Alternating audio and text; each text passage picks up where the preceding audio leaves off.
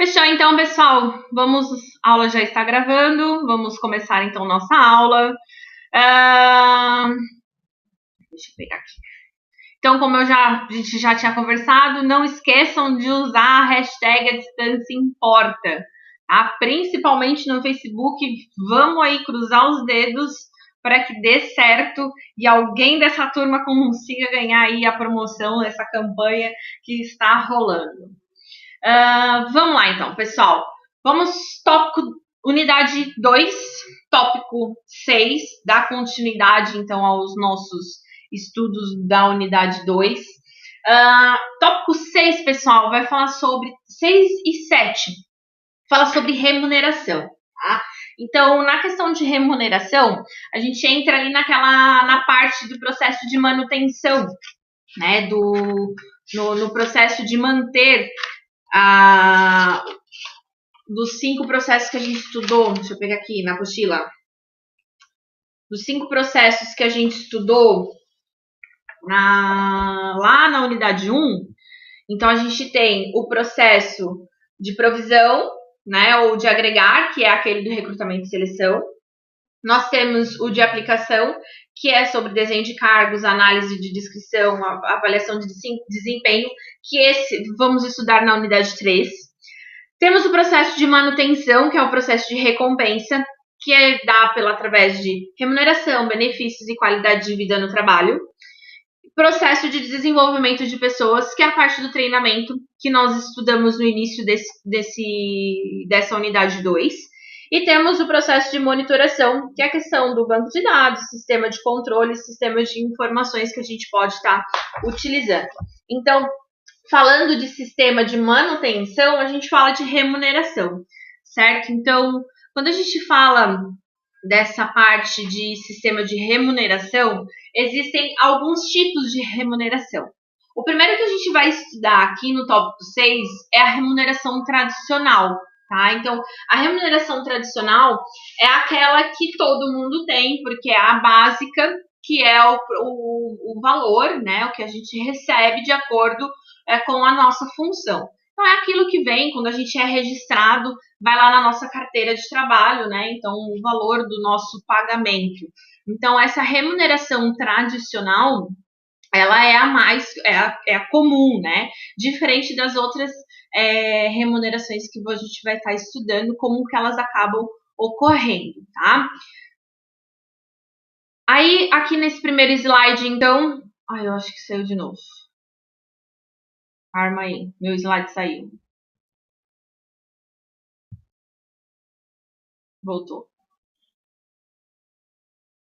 Eu fico apertando às vezes nas coisas que não deve. Aí agora vai, pronto. Então, a remuneração tradicional é um sistema de remuneração, de pagamento, baseado na importância de cargos para a empresa, estabelecida no processo de avaliação e na compatibilização dos mesmos com os salários praticados pelo mercado, visando a equidade nas relações de trabalho, equilíbrio interno e externo, na política de remuneração e a consequente contribuição aos objetivos organizacionais. Então, quando a gente fala de remuneração tradicional, eu preciso entender que eu tenho que avaliar a estrutura e os cargos da minha empresa e, de acordo com cada cargo, de acordo com cada função, eu vou ter um tipo de salário. Justamente para quê? Para a gente ter essa questão de equilíbrio, de equidade. Porque se às vezes... e entender às vezes o sentido de temos 2 funcionários na mesma função, um acaba ganhando mais, outro está ganhando menos. Por quê? Porque ele já está há 10 anos naquela função. E diferente desse que acabou de chegar. Porque a gente tem a questão do triênio, né? A questão do aumento anual, que sempre acaba tendo. Então, de acordo com o número, de acordo com a quantidade, né? De acordo com a quantidade, o tempo dele de casa, obviamente, por mais que ele exerça a mesma função, o salário dele acaba sendo outro.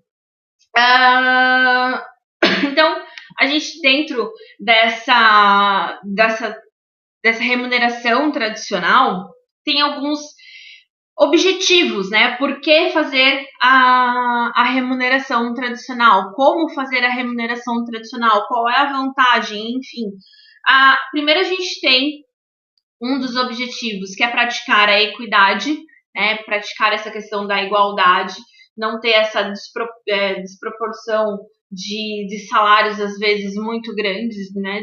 Das pessoas do mesmo cargo. Então, é uma maneira de fazer a justiça salarial.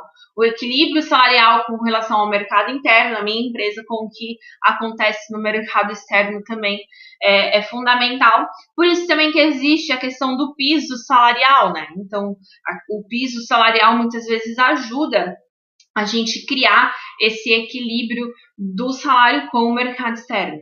Então, atrair e fixar pessoas qualificadas e competentes, criar oportunidades de progresso profissional, uso racional de verbas salariais, né, porque às vezes tem pessoas que ganham fortunas dentro e às vezes essa pessoa que está ganhando muito dinheiro, a gente está tendo um gasto muito grande com essa questão de verba salarial. Então, é sempre bom ter essa análise dentro da empresa. Contribuir para o aprimoramento das relações trabalhistas, favorecer o clima organizacional. O que é clima organizacional? É a satisfação, né, do funcionário perante a organização. Contribuir para o cumprimento dos demais subsistemas de recursos humanos. Então, na falta de um sistema de remuneração, normalmente gera insatisfação e desmotiva os profissionais, por não saberem quais os critérios que são utilizados, fazerem comparações com o salário de outros colegas e outras empresas, e não terem perspectiva de onde poderão chegar em termos de cargos e salários e crescimento profissional. Então, se nós formos observar esse texto, é no sentido de que há uma empresa que não tem essa questão de plano, né, de não ter essa descrição de salários de maneira correta, de maneira justa. Então, a questão de não fazer esse plano salarial de maneira certa pode causar justamente isso, né, a desmotivação do seu funcionário, principalmente com relação ao mercado interno e externo.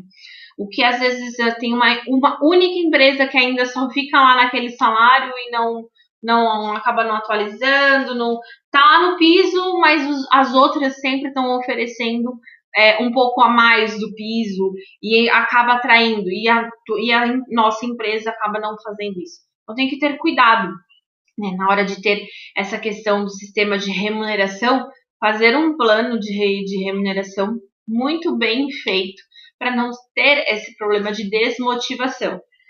Comparar salário, eu digo que é meio que impossível, né?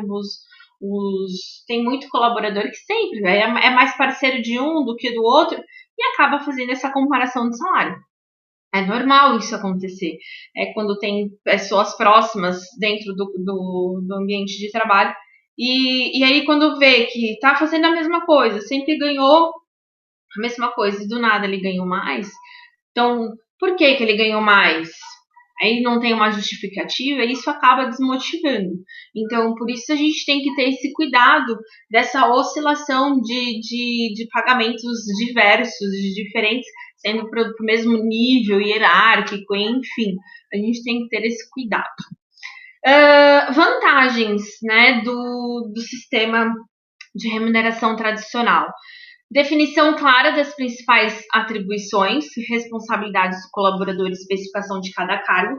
Então, quando a gente desenha, quando a gente faz esse plano de salarial, a gente acaba já mostrando, ele ganha mais porque a função dele exige mais responsabilidade do cargo, né, para aquele cargo. Então, deixar isso bem claro traz vantagens, porque a pessoa já vai saber, o dia que eu for contratada para o setor tal, no lugar tal, na função tal, para tarefa tal, eu sei que o meu salário vai aumentar. Então, fazer essa questão e deixar bem definido e bem claro só deixa as pessoas motivadas dentro da própria empresa. Formalização dos critérios e prática de gestão de cargos e salários e carreiras. Então, quando você formaliza, né, quando você realmente bota isso no papel, numa planilha, enfim, acaba também facilitando essa gestão. Tá? Estabelecimento de uma adequada hierarquização e racionalização na estrutura de cargos. Então, a hora que a gente faz essa questão de cargos, de plano salarial, a gente também acaba fazendo a questão da hierarquia. Aqueles que estão mais no topo ganham-se mais, e aqueles que estão mais na base, obviamente, vão estar ganhando menos do que os níveis mais altos dentro da empresa. Rever, fundir e eliminar cargos desnecessários. Na hora que a gente está movimentando essa parte de plano de cargos e nisso fazendo o plano de salarial, a gente acaba revendo, né, cada cargo. Será que tem necessidade desse cargo existir? Será que não? E muitas vezes a gente pode extinguir algum cargo que não tem necessidade. E aí, dentro disso, a gente acaba tendo também essa questão de economia dentro da própria empresa. Quando a gente fala de eliminar cargos, enfim, me veio agora na cabeça toda essa questão que a gente está vivenciando agora nesse momento, né? A questão de muitos cargos estão sendo eliminados da empresa não por falta de ser desnecessário, né? Mas às vezes é um cargo que acaba que no momento em que muitas empresas estão com produção mais baixa, serviços mais baixos, enfim, não tem necessidade de ter naquele momento devido ao volume, né? Então, a gente sabe aí o quanto quantas pessoas nesse momento estão apreensivas quando se trata de salário, quando se trata de cargo e tudo mais. Então, eu estava até falando esses dias aqui em casa justamente sobre isso, né? Que essas coisas de demissão em massa deixam todo mundo apreensivo. Né? E agora tá vindo também essa questão das reduções de cargo, de carga horária, né? E isso está fazendo muita gente também ter o seu salário pela metade. Então, de uma certa forma, eu falo assim, se tiver que reduzir cargo, amém, que reduza cargo, mas que não perca, né, que a pessoa não fique desempregada. Eu penso por essa maneira, reduz o cargo, aperta aqui, aperta ali, pelo menos está empregado, na hora que voltar tudo ao normal, volta a se trabalhar em período integral, enfim. Mas só foi uma deixa que me veio na cabeça e resolvi compartilhar com vocês. Mas vamos voltar ao assunto ali. E é o último que aparece ali pra gente, menores custos com manutenção do pessoal. Não está abrindo slide. Estranho, porque pra mim aqui tá funcionando o slide normal. E pra mim também minha internet não, a princípio tá tudo certo. Tá pra geral aí como é que tá? Tá travando? Não tá? Tá tranquilo? Tá. Mexeu? Eu mexi no slide, justamente para ver se não estava travado. Às vezes pode ser da conexão de cada celular ou da casa, assim, enfim. Ops. Eu vou fazer o seguinte. Enquanto a gente vai conversando, eu vou passar os slides para vocês já ali no WhatsApp, né? Que aí qualquer coisa deixa aí só o meu áudio ligado e vai acompanhando ali no WhatsApp, tá?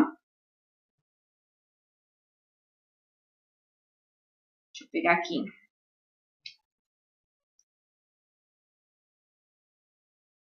Então, e a última é a elevação do índice de satisfação, motivação dos colaboradores, com reflexo na qualidade e produtividade dos produtos e serviços prestados interna e externamente. Isso a gente já é meio que óbvio, né? A gente já vem falando dessa questão de manter essa equidade aí, o que faz também, mexe bastante na motivação dos nossos colaboradores. Agora a gente eu vou falar para vocês das partes, das etapas, como a gente fazer esse plano salarial ocorrer de maneira mais certa, mais adequada, como a gente pode criar esse planejamento. Já botei lá no grupo, tá? Os slides, tá lá no grupo os slides.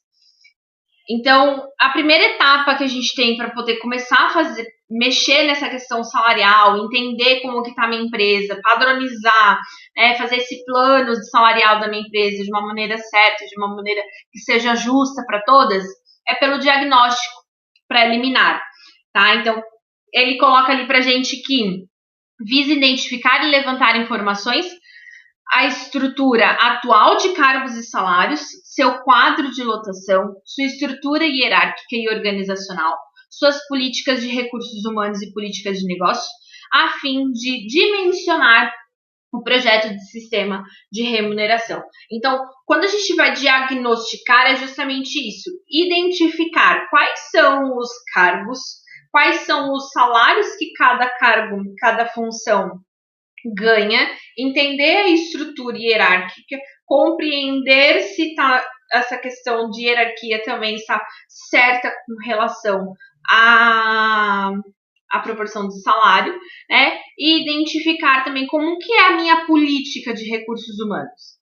Como é que os recursos humanos eles conseguem atuar nessa pesquisa, nessa questão de promoção, enfim, e também política de negócios, porque o que a gente tem que entender quando a gente fala de remuneração, seja ela tradicional, estratégica ou por competência. A empresa não pode achar que aquele cargo merece ganhar 3 mil reais. Ai, que bom, né? Todos os cargos poderiam merecer ganhar 3 mil reais. Eu acho assim, ó, tá todo mundo trabalhando, né? Tá todo mundo dando seu suor, todo mundo merecia ganhar 3, 4, 5 mil reais. Eu não ia achar ruim, eu ia achar uma maravilha. Mas o que acontece? A gente precisa compreender que às vezes para determinados tipos de cargos vão ter a questão de receber mais ou menos e identificar por quê. Né? Às vezes tem um cargo lá que a pessoa não mereça. Né? Eu queria ter uma empresa e dar salário bom para todo mundo, mas a gente tem que entender a questão potencial da empresa. Aí todo mundo da minha empresa vai ganhar 3 mil reais. E o faturamento da minha empresa não é lá aquelas coisas. Aí só de folha de pagamento vai-se o meu faturamento. Então, a gente também precisa entender a proporção de faturamento, do que é o tamanho da minha empresa, o quanto a minha empresa consegue realmente honrar com o salário do meu funcionário. Então, por isso que essa questão de política de negócio, entender a estrutura organizacional da minha empresa, ela é fundamental também. Porque às vezes não adianta eu prometer o piso da categoria lá é R$1.800 e eu tô dando R$4.000 para a pessoa. A estrutura da minha empresa permite eu dar R$4.000 para todos esses funcionários? Permite, ok, então não se fala mais nisso. Agora, se a estrutura não permite, eu preciso também entender dessa questão financeira. Tá? A gente não pode só simplesmente achar que merece e dar 4 mil para todo mundo. Tá? Planejamento e divulgação do projeto de remuneração é a segunda etapa. Então, a gente precisa entender, né, que dentro desse planejamento a gente começa a estruturar, a preparar quais são as definições das responsabilidades para cada cargo, discutir, né, o que vai acontecer em cada cargo, se a pessoa receber uma promoção, como é que vai ser essa remuneração.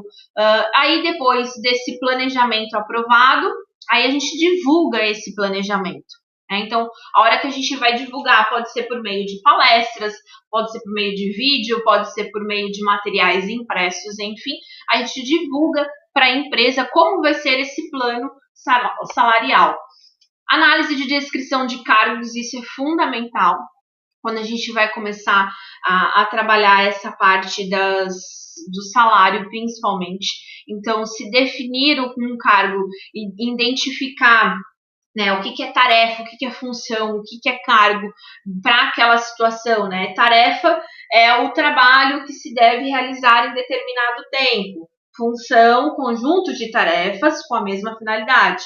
Cargo, conjunto de funções e responsabilidades designado a um empregado. Então, um empregado, ele ocupa um cargo com determinadas funções e tarefas. Então, a gente precisa desenhar esse cargo certinho, porque às vezes ele acha que ele e o fulano fazem a mesma coisa, mas não é, porque o desenho de tarefas e funções de um é diferente do outro. E isso também pode ter a diferenciação de salários. Então, a gente tem que ter esse cuidado na hora de fazer essas situações de responsabilidades de cargos também. Avaliação de cargos é medir, né, qual é a importância desse cargo dentro da empresa. Então, justamente fazer essa mediação, e dentro disso, na hora que eu faço essa mediação, eu vou fixar um salário para aquele cargo dentro da nossa empresa. Então, isso, né, a avaliação de cargos, ela acaba também vendo essa questão de mediação de salário e das responsabilidades. Por fim, a gente também pode estar fazendo para poder a pesquisa salarial, né, que ela é fundamental dentro das empresas. Então, a gente pode estar fazendo pesquisa salarial aí ele fala, com o objetivo de coletar dados sobre os salários praticados no espaço, ou seja, no nosso mercado. Então, é importante sim fazer pesquisa salarial. Essa parte de pesquisa salarial, pessoal, vocês, quem tiver com um caderninho aí do lado, ou um bloco de anotações, enfim, anota. Pesquisa salarial adora cair em prova, tá? Pesquisa de todas essas etapas, a pesquisa salarial adora cair em prova. Então, quando a gente fala de pesquisa, a gente precisa entender justamente fazer uma pesquisa de boa qualidade. Porque não adianta a gente... eu acho que a empresa X paga tanto. Você lembra que eu falei do achismo, do RH?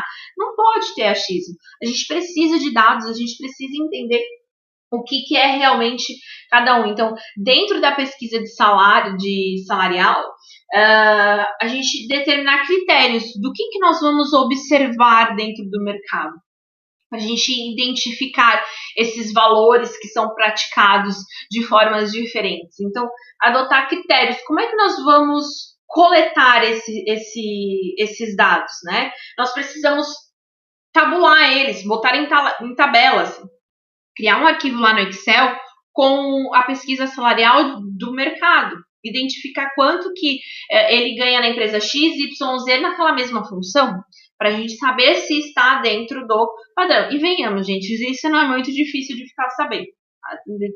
Determinados setores é muito fácil saber quanto que a empresa X está pagando e quanto que a empresa Y está pagando, né? E dentro essa parte ali, né, desse processo de como fazer essa pesquisa salarial, as etapas, também isso gosta de cair bastante em prova, tá? A princípio, para mim, tá na página 149. Tá ali junto com a pesquisa salarial. A pesquisa salarial é o 3.5. E esse do desenvolvimento da pesquisa salarial é o 3.5.2. Para mim, página 149. Pode ser que para vocês esteja aí um pouquinho, que aí ele coloca ali fases da pesquisa salarial.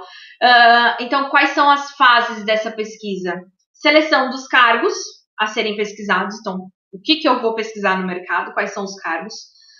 Quais são as empresas que eu vou pesquisar? Informações complementares. Preparação do manual de como eu vou fazer essa coleta. Coletar os dados. Tabular os dados, colocar numa tabela.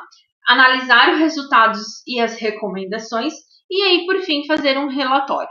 Tá? Então, essas etapas aí gosto de cair nas provas. Assim, quais são as etapas da pesquisa salarial? Mais ou menos nesse sentido. E ainda falando de pesquisa salarial, nós temos também a questão da política de administração salarial. Então, como que vai ser as estratégias, né, para administrar as remunerações dentro da nossa empresa. Então, referente ao mercado, né? Então, como é que a gente fez essa pesquisa, mas como que nós vamos fazer essa comparação? Então, a gente precisa criar, sim, um manual, a gente precisa definir quais vão ser os processos. Essa parte da política da administração salarial, para mim, está na página 155. também gosta de cair em prova. Nós precisamos, com esse manual, né, colocar lá o parâmetro, o valor do mercado que nós vamos estar colocando, e dentro disso sempre identificar, a minha empresa vai fazer, o mercado está falando que tem que pagar R$2.000. A minha empresa vai pagar 10% a mais, 10% a menos, ou vai ficar no mesmo nível? Qual vai ser a frequência dessa pesquisa? Identificar isso também. A atualização dessa pesquisa salarial ela é fundamental, porque não adianta eu fazer uma pesquisa salarial hoje em 2020 e só renovar ela em 2030. Não vai ter adiantado de nada você perder tempo para poder verificar, né, o que está acontecendo no mercado. Então, manter, né, nem que seja anualmente, aí manter essa pesquisa salarial atualizada. Aqui na apostila ele traz para a gente um modelinho de como fazer essa pesquisa salarial. É bem legal o que ele traz um pouquinho. Depois a gente fez a pesquisa salarial, ainda dentro, né, falando de pesquisa, criou essas políticas salariais. A gente fala de enquadramento salarial. Então, o objetivo do enquadramento é saber se cada cargo está adequado ao seu devido salário relacionado à empresa e mercado. Então, primeiro a gente fez a pesquisa individualmente, joguei isso na tabela, e aí da tabela, sim, a gente começa a fazer os cargos, né? Qual é o salário atual e qual que a gente vai propor para poder estar recebendo no futuro. Tópico 6, então, finalizado, que é sobre remuneração de sistema tradicional. Tá? E agora vamos falar a remuneração estratégica por habilidades e competências variáveis. Então, aqui, na verdade, essa remuneração estratégica, ela acontece muito, tá? As empresas utilizam bastante dessa remuneração estratégica como uma forma também de incentivar. A remuneração estratégica foi introduzida nas organizações no sentido de valorizar as competências, as habilidades e os resultados alcançados por cada pessoa de dentro da empresa, remunerando-as pelo seu potencial de realização e resultados que venham a obter na consecução dos objetivos traçados pelas empresas. Então, quando a gente fala de sistema estratégico dentro da remuneração, é justamente aquela questão: quanto mais eu rendo dentro da minha empresa, mais eu vou ganhar. Tá? Então, quem é que muitas vezes acabam utilizando esse sistema de remuneração por estratégia, né? Às vezes é o pessoal que trabalha por comissão, por exemplo. Porque quanto mais vende, mais se ganha. Então, eu estou estimulando as competências dele de vender mais, enfim, para ele poder ganhar mais. Tem o salário fixo, porém, quanto ele mais ganha, tem o seu, não é nem salário fixo, a gente agora vai falar que tem o seu salário tradicional, a remuneração tradicional, e aí tem a questão da remuneração estratégica. Pode ter as duas juntas? Pode, sem problema nenhum. Isso acontece, e acontece com uma certa frequência. Podemos dizer que a remuneração estratégica, então, é um conjunto de diferentes maneiras para remunerar os funcionários, representando um elo entre os indivíduos e a nova realidade das organizações. A remuneração estratégica deve considerar todo o contexto em que a organização está inserida, levando em conta suas características e planejamentos atuais e futuros. Os empregados sentem-se mais valorizados e melhor remunerados, maximizando a sua contribuição individual para o sucesso da organização e cumprimento das metas estabelecidas. Certamente, a remuneração estratégica é uma forma de obter maior vínculo entre as empresas e seus colaboradores. Só faz sentido falar em remuneração estratégica se a empresa tiver uma estratégia uma estratégia bem definida de negócios. Então, assim, não adianta eu estipular metas, né, mirabolantes que os meus funcionários nunca vão alcançar, só para falar que tem meta e que eu trabalho com remuneração estratégica. Não, gente, obviamente que não é essa a função. Se você quer fazer uma meta mirabolante para ninguém atingir, que não faça, para não ficar feio para a própria empresa, né?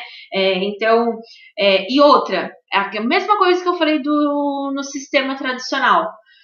Eu preciso analisar, eu vou ter condições de bancar essa remuneração estratégica, eu tenho condições de bancar a remuneração tradicional, mas eu vou ter condições de bancar a remuneração estratégica, que é de acordo com as competências que o colaborador vai desenvolvendo, né? Quanto mais ele se desenvolve, mais eu pago para ele, eu vou ter essa capacidade. Então, é a mesma coisa que eu falei. A gente precisa ter esse cuidado, tá? A gente precisa sempre, enquanto empresa, ter esse olhar. Então, dentro disso, a gente define alguns aspectos chaves, alguns pontos que a gente precisa identificar dentro da empresa na hora de se fazer estratégia de remuneração. Tá? Então, alguns pontos chaves, algumas estratégias que a gente precisa identificar. Isso aí, ó, esse slidezinho aí, tá na página 166, 167, tá lá como o título Aspectos Chaves para Definir Estratégias de Remuneração. Adora cair em prova, tá? Esse slide adora cair em prova. Porque eles perguntam quais são os pontos importantes que precisam ser avaliados na hora de se fazer uma remuneração estratégica dentro da empresa. Precisa-se ter uma cultura da empresa em relação à aceitação, à disposição para correr riscos. Tá? Então, no sentido de que a gente vai ter que identificar, professora, eu começo em recorrer risco, porque a gente vai ter a questão de estar ou não flexível, né? As questões que vão ocorrer dentro do mercado. É o que eu falei. Sempre identificar o que está acontecendo dentro da minha empresa, estrutura organizacional, para ver se eu tenho cultura, se eu tenho organização, se eu tenho toda essa parte da organização bem fundamentada para poder fazer esse tipo de estrutura de remuneração. Então, por quê? Se numa dessa o mercado fica instável e eu não consigo manter, eu preciso deixar isso muito bem claro, com relação às remunerações estratégicas também, porque se é por competência, ele desenvolve competência, eu já não tenho mais como pagar. Então, por isso que a gente tem que entender sempre essa questão de se eu estou disposto a correr esse risco ou não. Filosofia de gestão de empresa nas áreas de negócio e de recursos humanos. Será que os meus programas de incentivos dentro da empresa, como é que eles estão? Eu preciso identificar se eu já sou uma empresa que já tem um programa de incentivo para o funcionário, né, de remuneração, de benefícios, enfim, eu já tenho esse programa, ok. Fazer uma remuneração estratégica para esse tipo de empresa é muito mais fácil. Agora, se eu estou implementando, eu tenho que ter os nossos devidos cuidados. Situação econômica financeira, que é o que eu mais estou falando sobre essa questão, né? Identificar se é uma empresa que está crescendo, se é uma empresa jovem, né? Tem que também ter esse cuidado. Se é uma empresa que já está estabilizada no mercado, eu não posso, às vezes, estar iniciando uma empresa e já querer fazer várias coisas diferentes, e aí a empresa só consegue ter um ciclo de vida de 1 ano.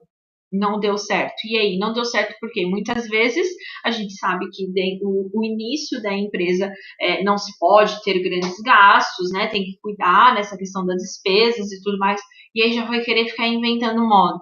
Espera a estrutura né, da empresa fortalecer para então fazer esse tipo de estratégia de remuneração. Estágio de desenvolvimento ou idade organizacional da empresa, também, que é exatamente essa questão de estrutura, né, entender o ciclo de vida da empresa, que é o que eu já estava falando. Já acabei enganchando a situação econômica financeira já com o estágio de desenvolvimento ou a idade da empresa. E, por fim, perfil dos principais executivos. Por quê? Às vezes, vão ter executivos que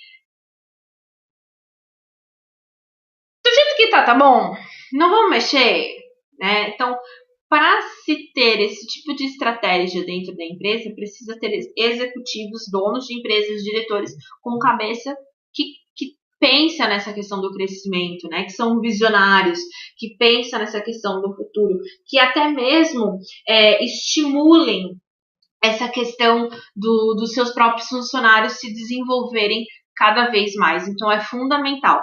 Então, tá aí, ó, esses 5 pontos, tá, dos aspectos chaves para definir a estratégia de remuneração. Os 5 pontos importantes quando a gente precisa analisar e avaliar para se fazer remuneração estratégica, tá? E como eu disse, isso aqui adora cair em prova. Então, quando eu for fazer essa implementação, eu preciso seguir essas 6 etapas, que por incrível que também pareça, isso também adora cair em prova, tá? Então, as etapas da implementação do sistema de remuneração estratégica também gosto. Gosta como? Gosta de cair lá para poder identificar conceito com a definição, o que é cada um, enfim, cai bastante sobre. Então, nós temos ali o primeira etapa, diagnóstico da empresa.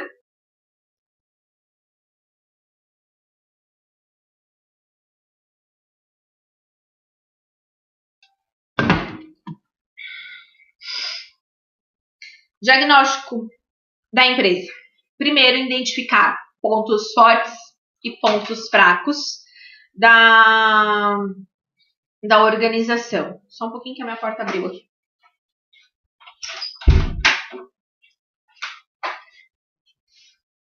Então, é identificar os pontos fortes e pontos fracos da minha empresa, identificar dentro disso também pontos fortes e pontos fracos desse sistema que nós vamos utilizar, o que pode acontecer dentro da minha empresa, quais são as estratégias, qual é o estilo de gerente que eu tenho dentro da minha empresa, qual é a estrutura que eu tenho dentro da minha empresa. Então, desenhar tudo e diagnosticar tudo o que acontece. Como que é diretor, como é executivo, como é gerente, como que é a estrutura, quais são os pontos fortes e pontos fracos. Depois, o direcionamento da empresa. Tá? Aqui é entender qual é a minha visão, aonde eu pretendo chegar. Né? Então, quando a gente fala direcionamento da empresa, é o que eu pretendo enxergar lá no futuro, o que eu quero chegar lá no futuro. Dentro dessas, o que eu pretendo com o meu funcionário que vai receber remuneração estratégica, o que eu enxergo nele no futuro. Eu quero dar remuneração estratégica porque eu quero dar remuneração estratégica. Não, se você está dando remuneração estratégica, é porque você quer que a tua empresa cresça em algum momento, de alguma forma, em algum setor, enfim. Então, criar remuneração estratégica é ter visão de futuro, é ter o direcionamento da onde você quer que a sua empresa chegue. Depois a gente, na etapa 3, definição do modelo conceitual de remuneração. Aí, a valorização das competências e habilidades, ligado às diversas funções, benefícios, implantando o critério para as opções, determinação do mercado, forma de comparação, quais são os princípios que nós vamos estar relacionados. Então, quando a gente define esse modelo, quais vão ser os critérios que nós vamos utilizar dentro dessa remuneração estratégica. Quais são as competências e as habilidades que vão estar ligadas a essas funções, né, para poder ter essa remuneração estratégica. 4. Construção de um sistema de remuneração. Então, eu defini o modelo, agora eu vou colocar ele em prática, né? Então, ali é colocar quais vão ser as dificuldades, né, dessa realização dessa estratégia. O que vai ser um ponto forte, o que vai ser uma facilidade, ao implementar esse modelo estratégico.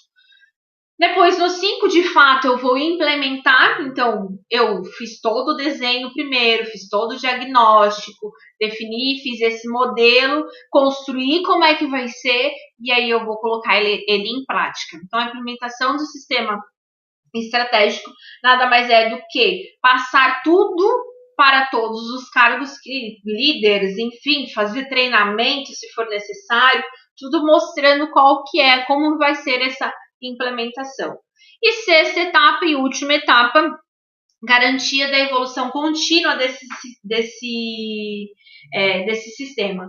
Então, conscientização, né, que esse trabalho tem que ser constante e tem que ser evolutivo. Ele precisa evoluir, né? Então, é quando nós vamos fazer também a checagem. Eu vou avaliar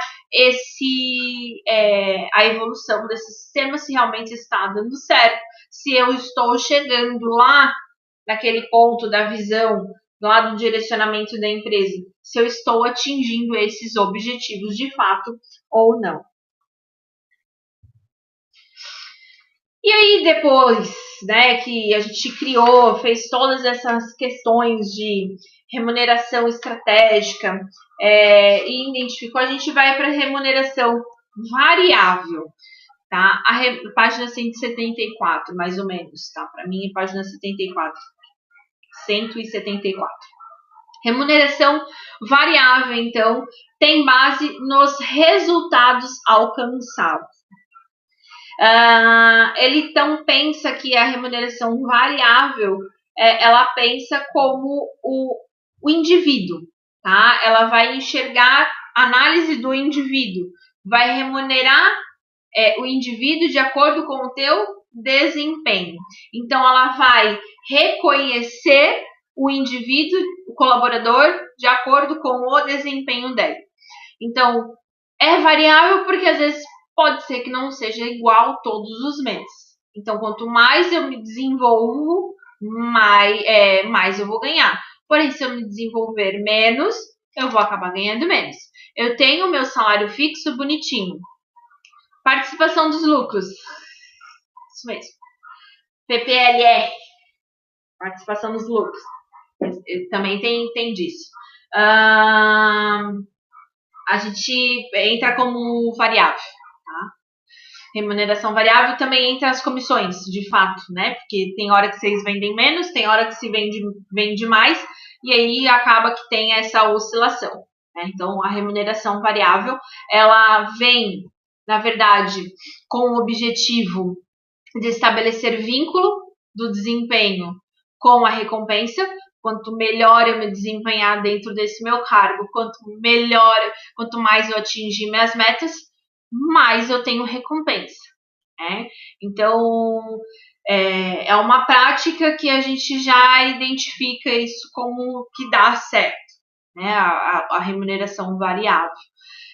Compartilhar os bons e os maus resultados operacionais da empresa, porque quando a gente compartilha, a gente consegue saber qual o caminho ir seguindo para sempre ir para o lado positivo.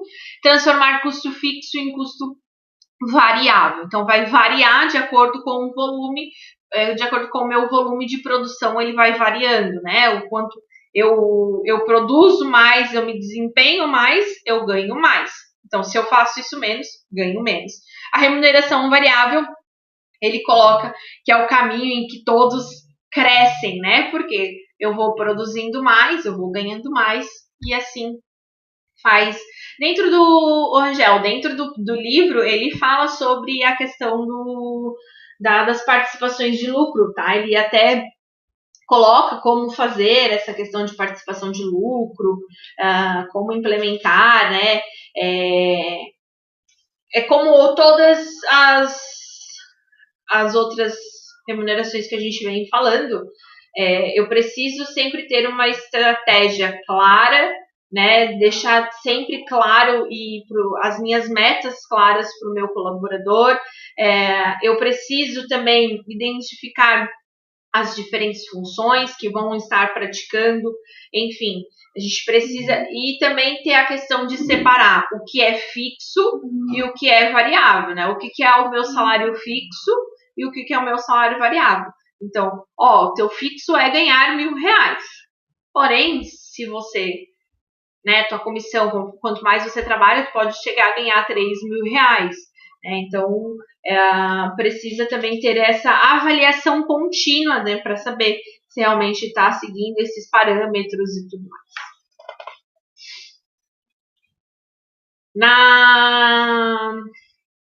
Na apostila também fala as leis, né, de como fazer de implementar a participação de lucro, tá, nas empresas, os lucros, a participação nos lucros e resultados.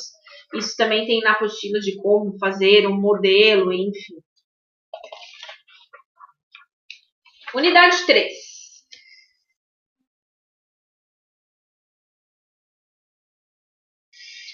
A unidade 3, então, no tópico 1, vai falar sobre cultura e desenvolvimento organizacional. A cultura. Então, a gente já até conversou um pouco sobre isso na disciplina anterior. Eu falei um pouco, acho que caiu sobre essa questão de cultura organizacional na prova, no livro de vocês de perspectiva. Mas cultura organizacional eu também preciso lembrar, isso também adoro cair em prova discursiva. Cultura organizacional. Explicar o que é cultura organizacional. Isso adora também caiu, já caiu algumas vezes nas nossas provas discursivas. Então anota aí também. Cultura organizacional, na verdade, é como as empresas, né, têm aí no seu dia a dia, como elas funcionam, né, como elas lidam com os funcionários no sentido, como que é o relacionamento, né, como é que é essa questão de chegar na empresa e praticar aqueles atos. Então, descobrir como é que é esse desenvolvimento da minha empresa. Então, cultura organizacional vem dessa questão de que é a essência da minha empresa. É o que ela é mostrar o que ela é colocar no sentido de que existe lá missão, visão, valores, sim, pode existir missão, visão e valores da minha empresa, mas o dia a dia da minha empresa é a minha cultura, é a minha essência, é o que eu represento nos meus atos, nas minhas atitudes dentro da empresa, vem de acordo com a minha cultura. Se eu tenho uma cultura rígida, se eu tenho uma cultura que ela é mais massacrante, eu vou ter funcionários que vão ser altamente estressados, vão ser pessoas arrogantes, vão ser pessoas que vão lutar o tempo todo com uma cara fechada. Se eu tenho uma cultura de uma empresa onde a gente trabalha a questão do respeito, do compartilhamento de ideias, né, de escutar as pessoas, de tratar todos iguais, e isso você vai ver que o dia a dia da empresa você vai ter pessoas mais satisfeitas, pessoas que vão estar trabalhando de uma maneira muito mais suave, muito mais tranquila, porque é a cultura da organização. A cultura organizacional também não vem só nesse sentido, mas também vem até nas suas vestimentas. A cultura organizacional vem de histórias anteriores, né, do que os donos da empresa criam dentro dessa história, de trazer essa cultura, de enraizar o que os donos plantaram lá no passado, enfim, tudo isso é cultura. É trazer a essência, é mostrar o que é a essência da minha empresa. E aí, dentro da cultura, a gente traça os 3 níveis da cultura, tá? Que são, aqui na apostila para vocês, ele coloca que são as concepções básicas, os valores e artificialidades observáveis. Nada mais é do que essa imagem que eu trouxe, que a gente chama que é uma pirâmide da cultura, né, dos 3 níveis da cultura, é a gente identificar que os artefatos, né, as artificialidades, que é como está escrito aqui na, na, na apostila de vocês. A gente identificar qual que é a estrutura e o processo visível na organização, né? Identificar as questões burocráticas que acontecem dentro da organização, como é que os membros se relacionam, né? Como que a estrutura de fato, através dos seus indicadores, mostram. Os valores de suporte, que são as estratégias e metas e filosofias justificativas de suporte. Então, a gente tem a questão dos valores, que são as normas, né? São as filosofias que a gente vai adotando dentro do dia a dia da empresa, os questionamentos que nós vamos fazendo do dia a dia dentro da empresa, e depois a gente tem a questão da concepção básica, que aqui ele traz como pressuposições básicas de suporte, que é o inconsciente, que é o que a gente não vê, que são as crenças mais significativas, as percepções, os pensamentos e sentimentos, determinadores de valores e ação. Eu vou ver se eu consigo achar aqui uma imagem. Vamos lá. Deixa eu compartilhar aqui a minha tela. Depois eu volto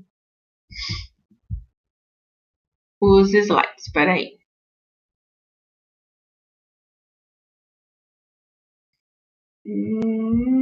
Tá, agora, nesse momento, vocês devem estar vendo a tela do meu computador, né? Eu queria ver se dava para ampliar isso aqui. Deixa eu ver se eu consigo. Pronto.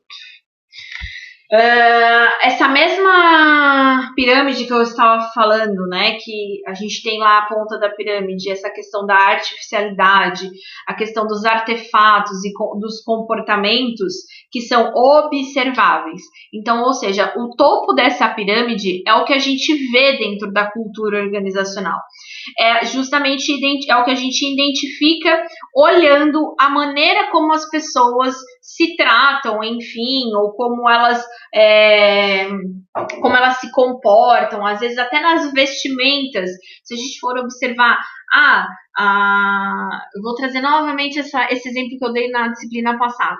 Se a gente vai para dentro de um banco, a gente percebe que o que a gente vê todo mundo se veste, os funcionários se vestem de forma mais social. Camisa, calça social, as mulheres também, né, acabam tendo um pouco mais essa questão. Então, se a gente for numa Chili Beans, que é aquela marca de óculos que tem lá no shopping, que vende óculos, como é que é o estilo desses funcionários? É mais despojado. Então, quando a gente fala de artefatos e comportamento artificializado,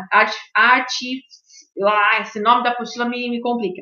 Artificialidade observável é justamente isso. É o que a gente vê. Então, só no olhar a gente identifica a cultura daquela empresa.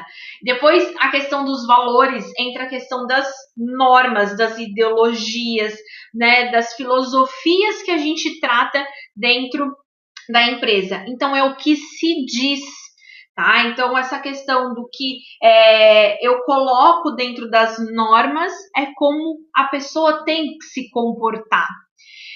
E o pressuposto, as subjacentes, que são as concepções básicas, é o que se crê e pratica. São as concepções que a gente adota, mas apenas através das observações mais intensas, indagações mais focalizadas, de envolvimento das pessoas é que a gente começa a compreender, que é o que a gente crê e o que a gente pratica. Essas concepções, isso está aqui na apostila, essas concepções determinam o modo de perceber o processo mental, sentimentos e comportamentos, sendo apresentado de forma inconsciente, se constituindo o nível mais profundo de entendimento da cultura organizacional. Então, é o que se crê e o que se pratica. É aquela questão assim, aqui vai existir muito a questão das pessoas que trabalham dentro dessa empresa há anos e ela, né, tem daquela questão assim, ó, a empresa sempre deu certo por causa desse estilo de trabalho, então é por esse estilo de trabalho que eu vou trabalhar, que eu vou fazer até o final. Não adianta vir fazer mudança que eu não vou fazer, porque é o que eu creio e é o que eu pratico. Então, quando a gente fala dessa base, assim, é muito essa questão de sentimento, né? E que de uma forma inconscientemente eu acabo sendo mais tendo essas atitudes dentro da empresa de uma maneira que eu sempre tive. Então eu brinco que essa parte aqui do pressuposto subjacente ou das concepções básicas, porque a gente traz essa questão do inconsciente, né? De querer, eu não vou fazer mudanças, eu sempre trabalhei assim, sempre deu certo e eu não vou mudar. Então eu brinco que é mais ou menos o estilo funcionário Gabriela. Por que funcionário Gabriela, professora? Porque é bem aquele funcionário, eu cresci assim, eu vivi assim, você sempre assim, Gabriela.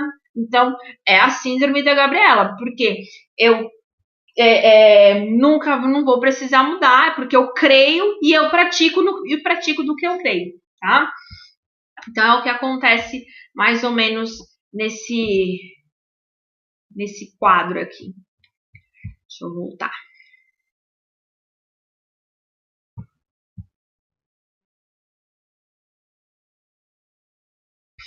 Peraí. Deixa eu voltar agora aqui para os slides. Só um pouquinho que eu tive que tirar. Mas vocês conseguiram ver a imagem que eu postei ali?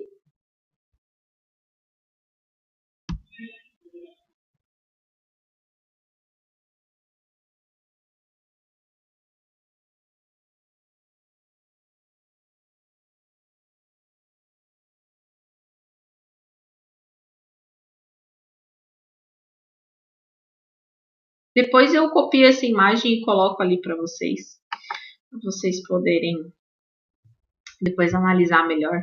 Tá?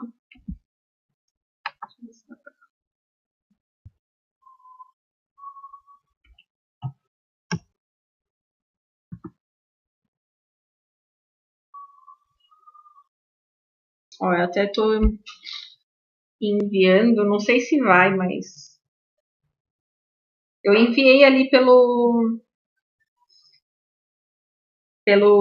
chat, mas eu não sei se foi.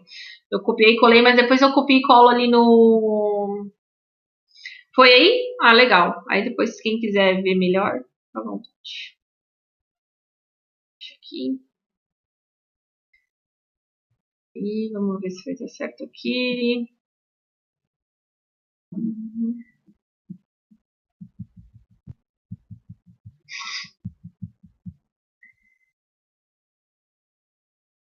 Opa, acho que foi demais.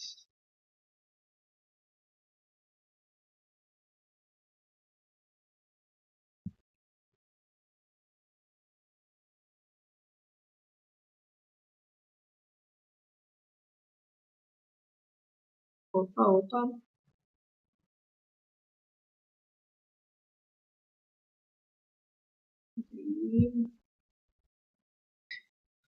Foi.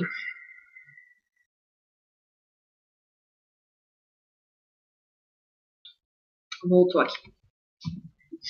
E ainda falando de cultura organizacional, pessoal, existem os elementos da cultura organizacional, tá? Que é basicamente, né, dentro de tudo isso que a gente falou, existem os elementos que fazem a cultura existir dentro de uma empresa, essa determinada cultura. Quais são esses elementos que movimentam uma cultura? As cerimônias, né? Então, o que são as cerimônias? São os eventos que acontecem dentro da empresa e fazem parte do dia a dia da empresa. Então, existe empresa que faz a festa de final de ano, faz uma baita festa, faz uma churrascada, e aí os funcionários podem levar a família, porque tem recreação para as crianças, e é uma festa que todo mundo adora, porque se reúne todo mundo no momento de confraternização, enfim.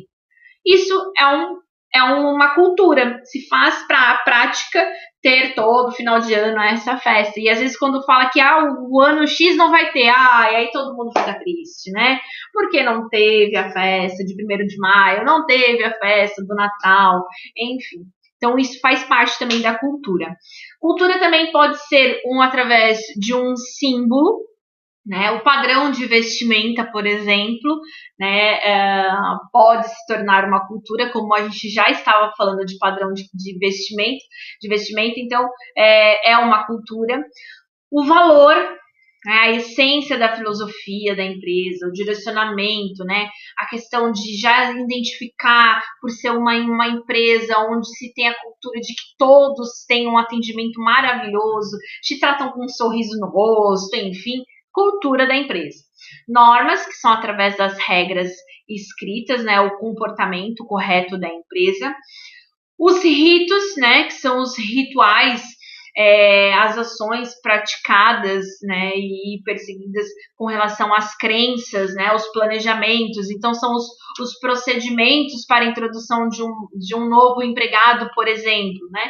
Então, é um ritual, quando o funcionário entra, todo mundo lá do setor fazer um abraço coletivo, tô só falando, não sei se é assim, né? Mas vai lá, todo mundo vai lá, aperta a mão, faz aquela integração linda e maravilhosa.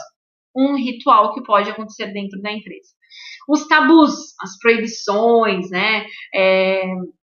As proibições inquestionáveis impostas aos membros das organizações, a questão de evitar os conflitos, depositar as sobras sobre o tapete, né, a ilusão de que ali elas estarão mais silenciosas e seguras, enfim, aquelas questões dos tabus assim, olha, tem o diretor, né, o diretor X, ele não fala com ele, cuidado do jeito que você vai falar, porque, meu Deus, se você falar alguma coisa errada, ele vai te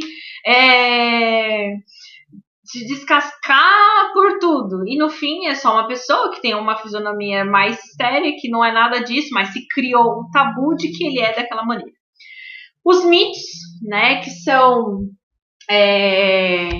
as expressões conscientes da cultura e guarda relações com as crenças e valores professados, são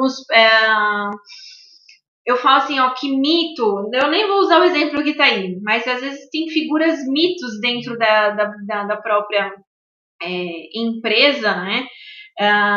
De que vai acontecendo, deixa eu ver aqui na apostila como é que ele aqui ele não chega a colocar essa questão dos mitos.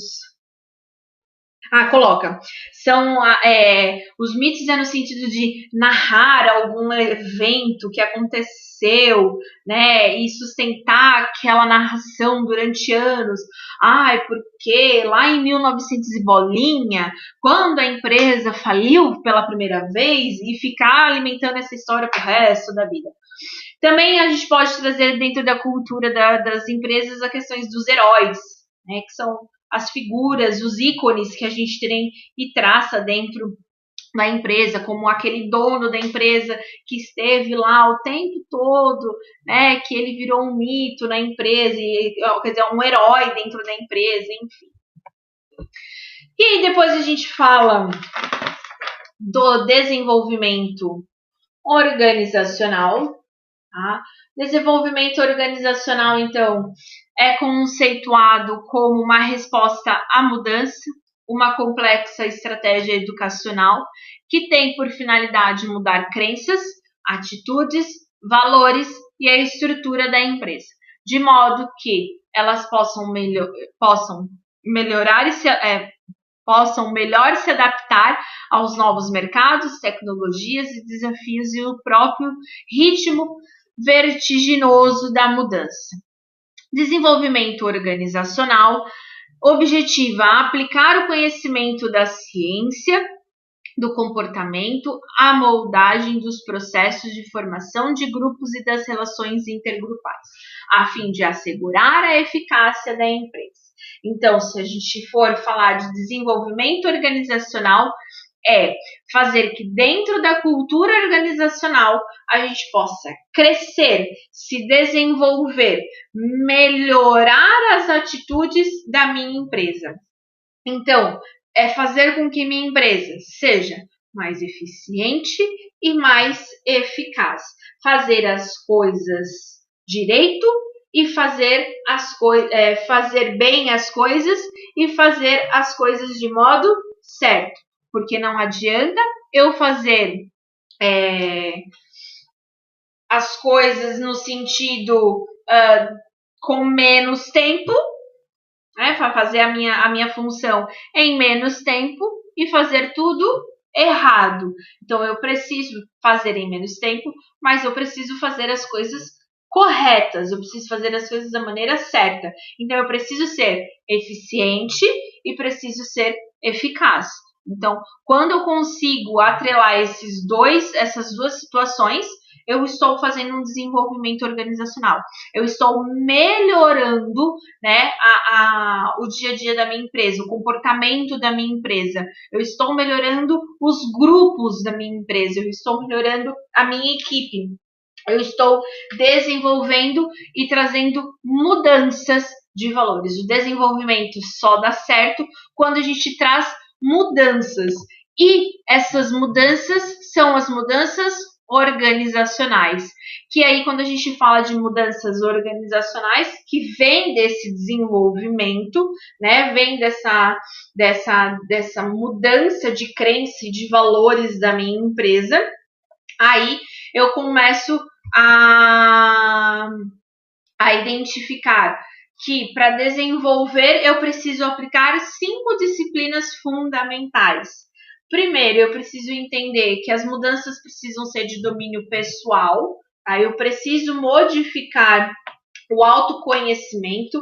Então, quando as pessoas modificam os seus esforços, modificam a sua maneira de enxergar dentro do dia a dia. Eu preciso também identificar essas questões de inovar modelos mentais, né? Então, fazer com que as pessoas mudem também a forma como elas têm de atitude, né? A mentalidade que ela tem com relação àquela situação. Visões partilhadas. Então, fazer com que aprender não seja uma obrigação para dentro da empresa, né? E sim algo que as pessoas tenham por vontade própria, e dentro disso ter esse compartilhamento de conhecimento. Então, entender que tudo que eu tenho de conhecimento, eu passo para o próximo. E quando a gente tem essa visão de partilhar as coisas, os conhecimentos, as minhas habilidades, a empresa também muda, ocorre essa mudança organizacional. A aprendizagem em grupo, que é desenvolver essa capacidade de trabalho em equipe, de desenvolvimento de equipe, né? É fazer com que o grupo esteja sincronizado, onde se tem essa troca dentro do grupo. E o pensamento sistêmico, ele entra na questão de melhorar os processos de aprendizagem dentro das empresas. Como é que eu vou direcionar essa aprendizagem ao longo dos anos, né, pelo futuro da minha empresa. Tópico 2.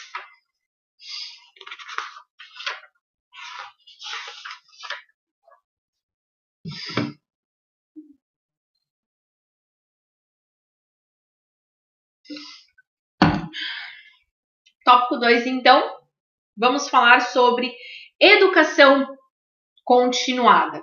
E quando a gente fala de educação continuada, uma das situações que a gente trabalha dentro desse desenvolvimento é a educação à distância, né? São as universidades corporativas, são os coaching, enfim. E a primeira que a gente coloca aí, que é a educação à distância, ele é um processo de ensino de aprendizagem, tá? Mediado por tecnologias, onde professores, instrutores e alunos estão separados espacialmente e ou temporalmente, mas conectados, interligados por tecnologia, principalmente as telemáticas, como a internet. Se a gente for falar hoje desse tipo de educação, é o que mais está acontecendo, né? Então, eu até olhei para a apostila agora e vi isso também gosta de cair em prova, e estava aqui, ó, prova discursiva. Então aí, ó, tópico 2 da unidade 3, essa parte da educação à distância, que fala sobre o e-learning, é considerado também questão de prova discursiva. Adora cair, anota aí, né? Enfim, não deixem de anotar.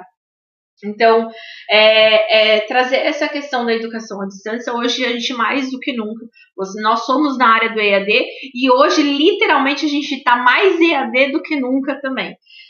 Por mais que a gente tinha ainda as aulas presenciais, ainda fazia a gente ter essa aproximação um pouco, né? E agora está todo mundo só conectado através da internet, através de computadores, através da tecnologia.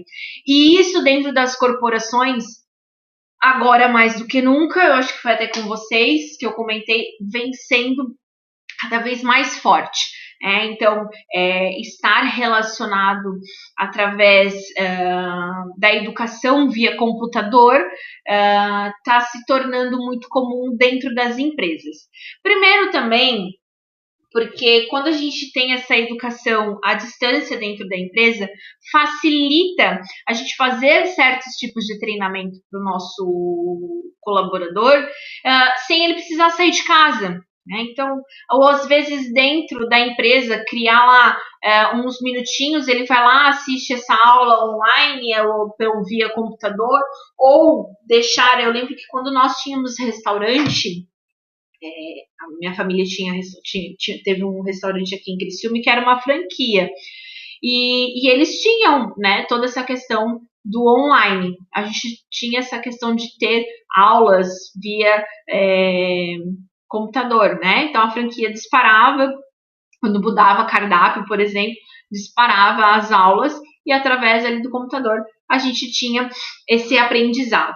E a e-learning, isto é, a educação por computador, que por seu custo relativamente baixo e pela ampla flexibilidade de horários que oferece, já conquistou muitos adeptos. Contudo, é importante tomar alguns cuidados para evitar o maior problema dessa modalidade, que é a evasão, a desistência. Várias pesquisas indicam que o e-learning é mais eficiente quando conta com um bom sistema de tutoria, ou seja, tipo eu, entendeu? A melhor tutora do sul do mundo, né? Por isso que dá certo, por isso que eu consigo manter todo mundo dentro de sala de aula. Olha aqui, eu aproveitando que isso aqui vai pro canal do YouTube, tá gravado na Unicelv, olha, me nota aqui, eu sou a melhor professora do sul do mundo. Então, né, e os alunos vão começar a escrever que eu sou a melhor professora do sul do mundo aí, para deixar registrado. Não é à toa que eu tô com um monte de aluno e eles não querem que a turma divida, né? Já falaram que vão fazer um decreto, tá, Unicelv? Se a turma dividir, eles vão fazer um decreto para não deixar a turma dividir. Então, um bom sistema de tutoria faz com que as pessoas não desistam. Isso é notório, gente. Quando nós temos tutores que vou puxar agora para dentro da educação. Aqui está dentro falando na questão da empresa, mas dentro da educação a gente percebe quando tem tutores que conseguem envolver os alunos, conseguem trazer os alunos para dentro e mantê-los, eles vão ficando. E a desistência, na hora que acontece, não é por causa que não se adaptou ao modelo, não é por causa que não gostou da disciplina, não é porque não gostou do curso. Se desistiu, é por outras situações, mas não que não se adaptou. B. Apresenta o mesmo conteúdo de várias formas, com textos verbais, imagens e vídeos. Então, é sempre estar fazendo essa interação, não só livro, não só vídeo, mas mesclar, né? Então, a Unicelv, ela faz isso, que quando a gente abre lá um ambiente virtual, tem objeto de aprendizagem, tem vídeo, tem materiais extras, né? Para a gente poder ler, estudar, enfim, ele acaba fazendo essa situação também.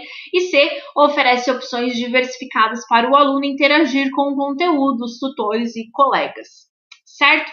Então, a educação à distância é tudo isso, é o que a gente vivencia e é o que o mundo está vivenciando nesses últimos dias aí, né? Que a gente sabe. E a gente até brincou, né? No nosso grupo mandaram uma vez lá, agora os dos presenciais estão sabendo o que é EAD, né? E falaram tanto do nosso EAD, agora aí, ó, tá todo mundo no EAD.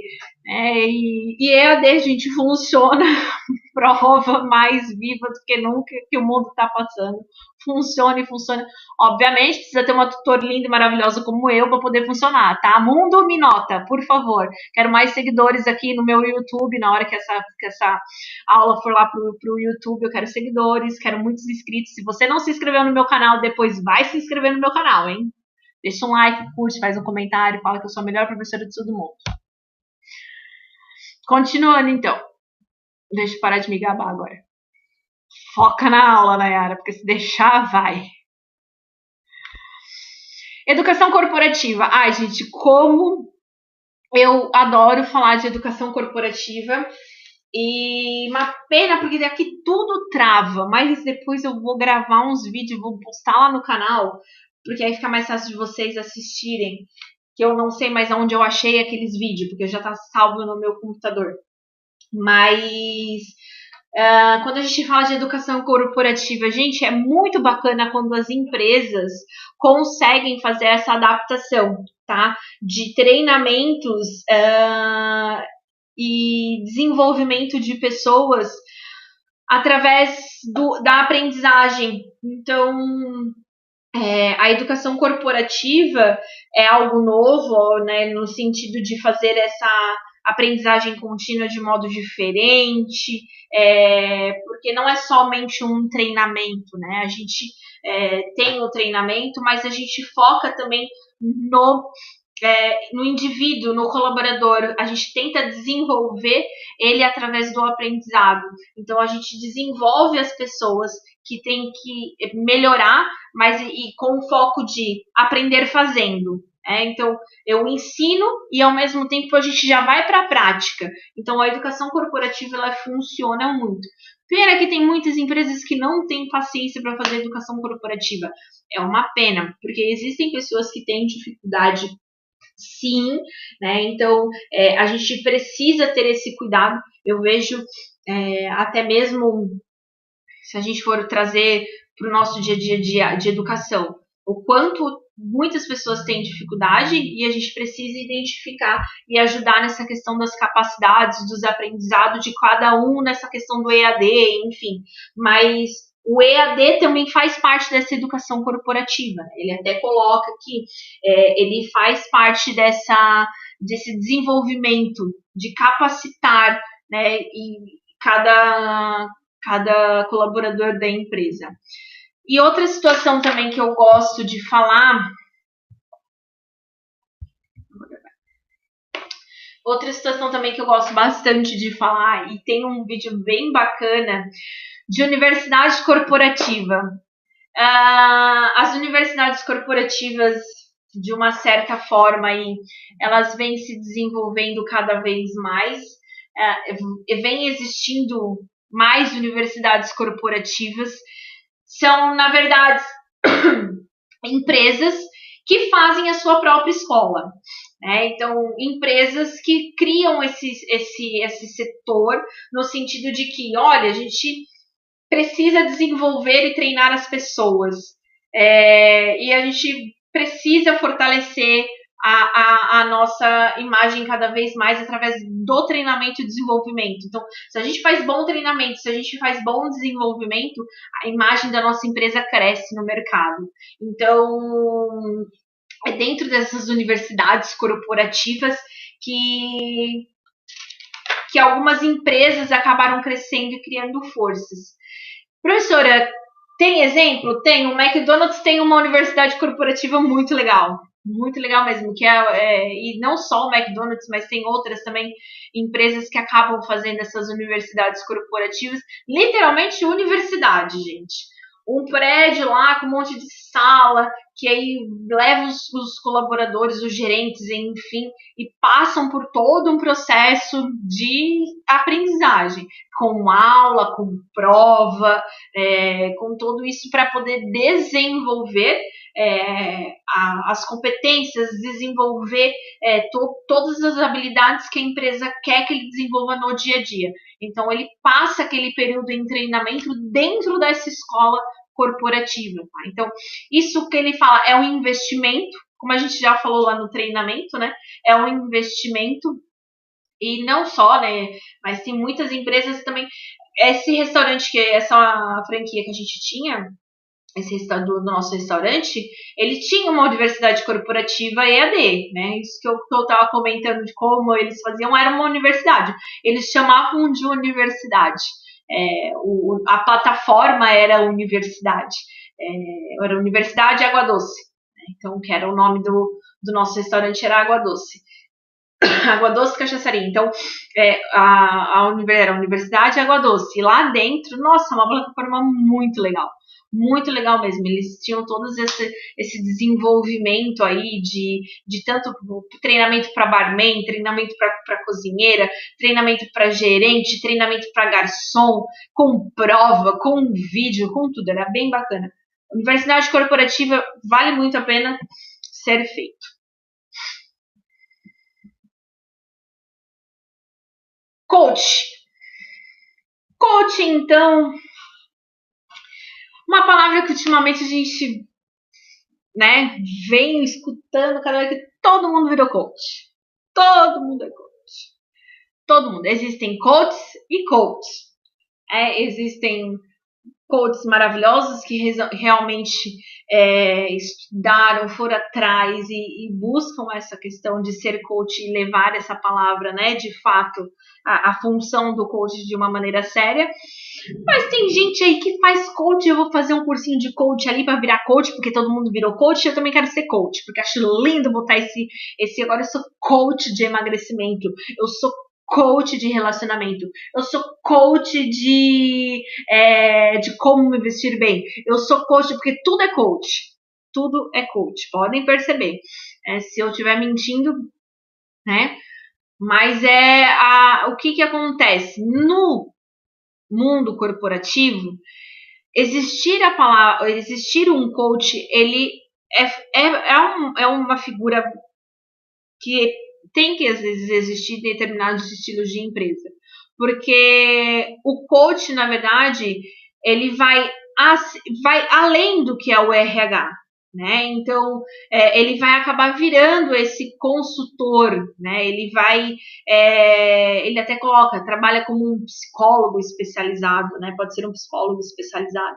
Então, o que vem a palavra coach? Na verdade, o coach, ele é a palavra não coaching, mas sim o coach, ele vem da questão de treinador, né? O coach, ele é um treinador. O coach é o que a gente vai ser treinado, né? Então, o coach, a palavra coach sem o ing ali no final, ele é considerado um treinador. Ele é uma pessoa que vai treinar, é uma pessoa que vai fazer você desenvolver o teu potencial através de técnicas, né? Ele vai fazer essa questão de mentoria, ele vai auxiliar, ele vai acompanhar o seu desenvolvimento, ele vai fazer com que você se enxergue, vai se enxergar nas suas questões positivas e negativas, vai fazer melhorar as suas questões negativas. Então, a figura do coach hoje dentro das empresas é nesse sentido, de ser um treinador para melhorar o teu desenvolvimento pessoal também e técnico dentro da empresa. Minhas amigas coach vão me matar se elas assistirem isso eu falando que todo mundo quer ser coach. É verdade, mas as minhas amigas coach são ótimas coaches. Usam a essência do que é ser coach. Gestão do conhecimento. Já estamos chegando quase no final aí da aula, pessoal. Gestão do conhecimento. Adoro também falar de gestão do conhecimento, porque é uma palavra muito utilizada ultimamente. Gestão do conhecimento, né? Identificar essa parte de que o conhecimento ele precisa ser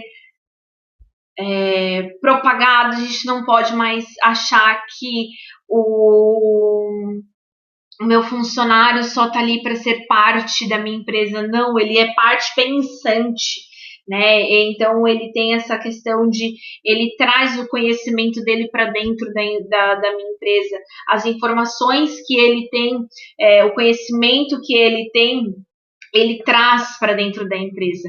Então, por isso que a gente trabalha, né, dentro da gestão de conhecimento, a gente separa aí que existe o conhecimento tácito e o conhecimento explícito. Experimenta na página 212, mais ou menos deve estar mais ou menos nessa página para vocês. Conhecimento explícito é o que pode ser articulado na linguagem formal, inclusive em afirmações gramaticais, expressões matemáticas, especificações manual, facilmente transmitido, sistematizado, comunicado. Ele pode ser transmitido formalmente e facilmente entre os indivíduos. Esse foi o modo dominante de conhecimento na tradição filosófica ocidental. Isso está na apostila, tá? E depois ele traz o conhecimento tácito. É difícil de ser articulado na linguagem formal. É um tipo de conhecimento mais importante. É o conhecimento pessoal, incorporado à experiência individual e envolve fatores intangíveis, como, por exemplo, crenças pessoais, perspectivas, sistema de valor, insights, intuições, emoções e habilidades. É considerado como uma fonte importante de competitividade entre as organizações. De uma maneira bem clara, agora eu vou falar conhecimento explícito. Eu consigo mostrar o meu conhecimento através de fala, através de um livro, através de uma redação. Então, eu consigo mostrar, tá lá explícito o que eu conheço sobre aquele determinado assunto. Tácito, eu não consigo enxergar esse tipo de conhecimento. Por quê? Está dentro da minha caixolinha, dentro da minha cabecinha. Então, é o que eu tenho de pensamento, de valor, de intuição, tá algo dentro da minha cabeça. Tá? Então, tácito é algo que é difícil da gente ver. Se eu ficar aqui muda, calada, durante essa aula de 1h30, 2 horas, enfim, se eu ficar muda, calada, quietinha, somente passando slides, o que é meu conhecimento vai ficar para mim e ninguém vê. Porque vocês nunca vão conseguir abrir a cabecinha da prof, e nem eu a de vocês, para enxergar e ver o que a prof tem de conhecimento. Porém, é o conhecimento aqui que eles consideram que é o conhecimento mais importante, né? Porque é a questão das minhas experiências, enfim. Agora, conhecimento explícito é toda essa questão dos slides que eu passo para vocês. É aqui a gente conversando e eu trazendo experiências, trazendo as minhas leituras que eu tenho, algo que eu assisti, algo que eu vi, algo que eu ouvi, e eu transformo ele em explícito. E ali, quando a gente fala da gestão de conhecimento, a gente coloca toda essa questão de explícito ou tácito num espiral do conhecimento. Tá, o espiral do conhecimento está lá na apostila também, só que... Desculpa.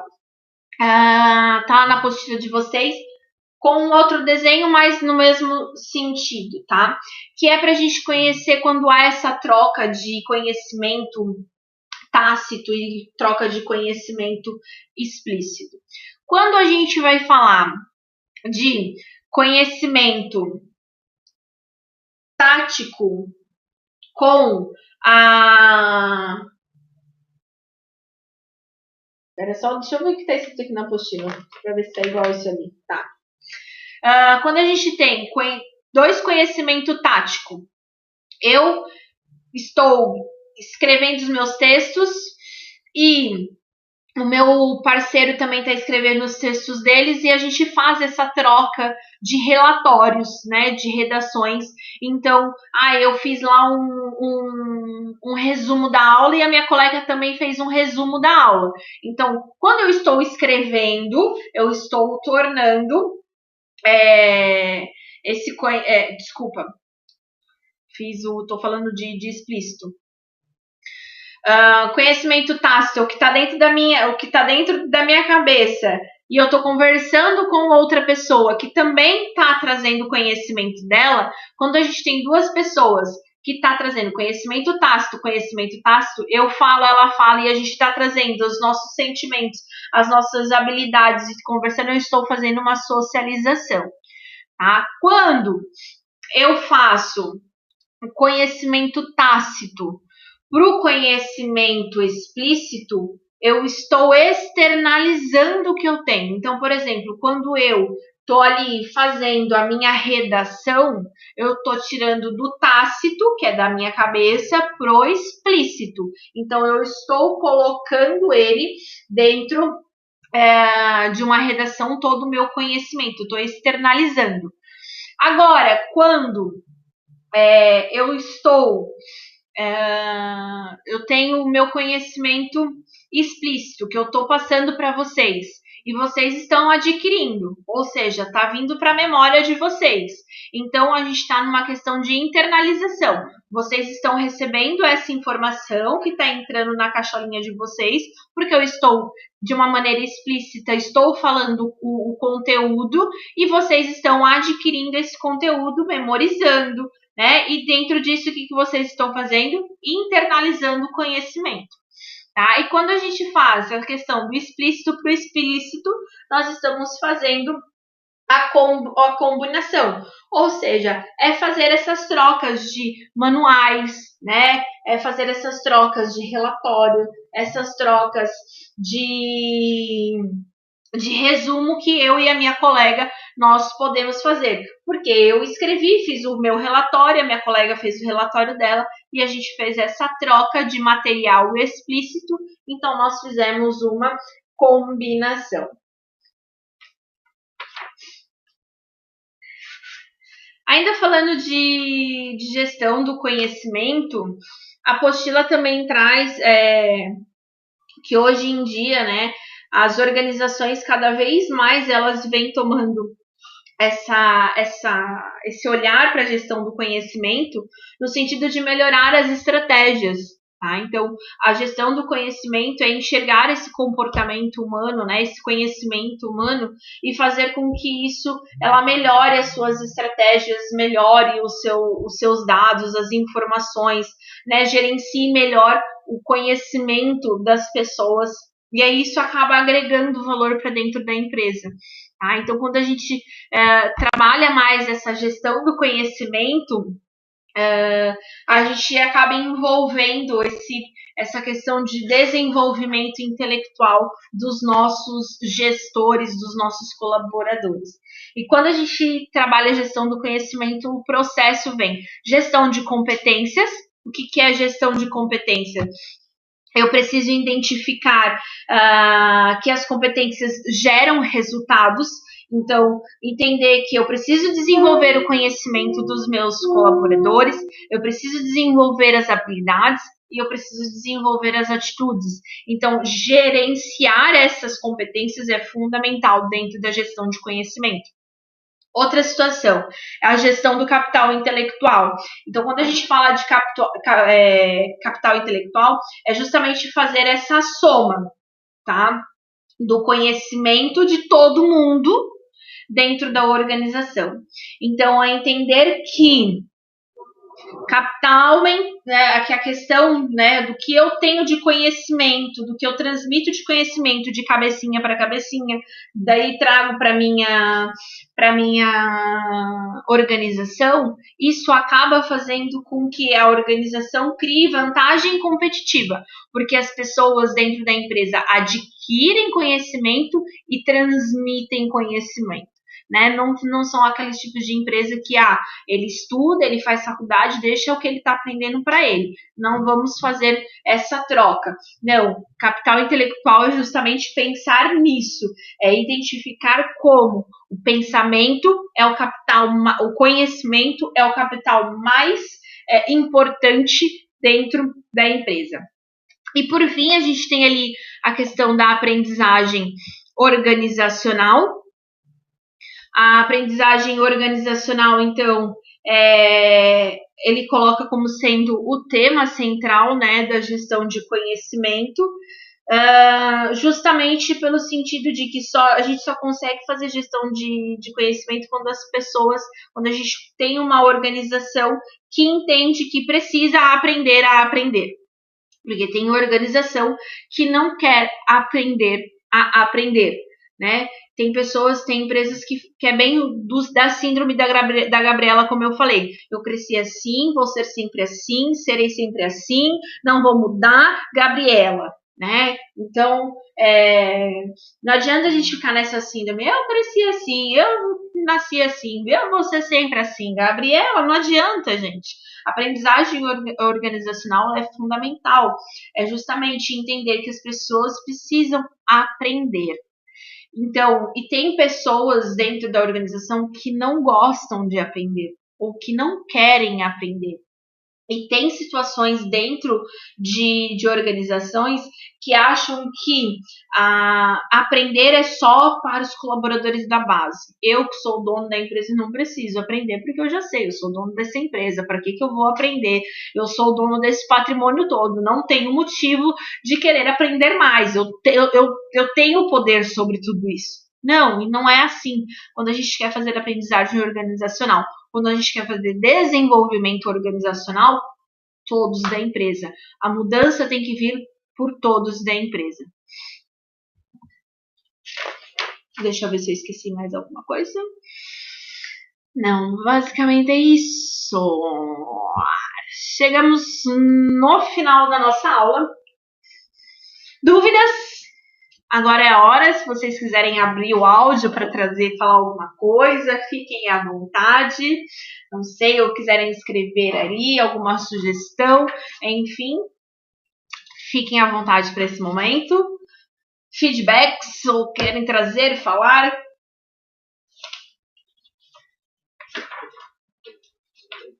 Não? Ninguém quer falar mais nada? Então, manda uma carinha aí de positivo, ou manda um joinha aí no... Eu vou mandar um também para vocês. Um joinha. Acabei de mandar um joinha aí, ó. Acho que nem foi o meu joinha. Foi. Melhor produto do mundo. Isso mesmo. Vocês têm que falar isso aqui e lá no meu canal.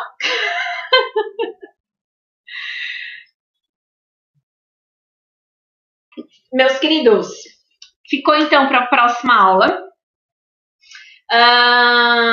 Tópico 3, que a gente vai começar a falar de avaliação de desempenho, que é bem bacana também. Vamos falar do tópico 4, que são os modelos de avaliação de desempenho, como criar os modelos de avaliação de desempenho, tá? Depois, tópico 5, que é sobre os sistemas de benefícios. Aí a gente fala sobre benefícios, certo? Aí eu continuarei passando as dicas do que cai em prova, do que não cai em prova. Esse slide de hoje, falem que eu sou a melhor pro do mundo, porque hoje tem pessoas novas no grupo, eu não sei se eles estão ali ainda, né? Mas tem alguns aluninhos novos e eles precisam saber que eu sou a melhor prof do mundo para eles não desistirem da gente, né? Não sei se eles estão ali ainda, mas ok, não tem problema. E falamos desses outros 3 tópicos da unidade 3 semana que vem. E dando tempo, a gente faz uma revisão total. Esse slide que eu postei hoje já tá lá no grupo, tá? No WhatsApp. Esse vídeo depois eu coloco lá no canal também. Depois eu deixo também alguns. Se eu achar os links para não ficar tendo que postar, enfim, ou se eu conseguir mandar pelo WhatsApp os vídeos que eu tenho, que fala sobre universidade corporativa, enfim, todos que eu tenho, com áudio. Eu espero que eu tenha gravado com áudio hoje. Por favor. Mas gravou, porque antes eu fiz o teste do áudio. Hoje vai sair essa gravação com o áudio. Mas tudo certo. Fechou? Beijo no coração de vocês. Cuidem-se, cuidem-se, cuidem-se. Vou sempre falar isso para vocês. Sempre vou ficar falando. Não vou cansar de falar. Cadê? Ai, sumiu meus negócios aqui. Não vou cansar de falar para vocês se cuidarem. Não vou cansar de falar. E vou sempre deixar tirar aqui a apresentação para aqueles que não ficam só vendo minha apresentação, agora ver minha carinha. Boa semana para vocês. Beijo no coração de vocês. Cuidem-se, lavem as mãos, passem álcool gel, usem máscara, por favor. Vamos nos cuidar, vamos cuidar dos próximos, vamos cuidar da nossa família, certo? Uma boa semana para todos vocês. Fiquem com Deus, até mais. Tchau. Boa noite.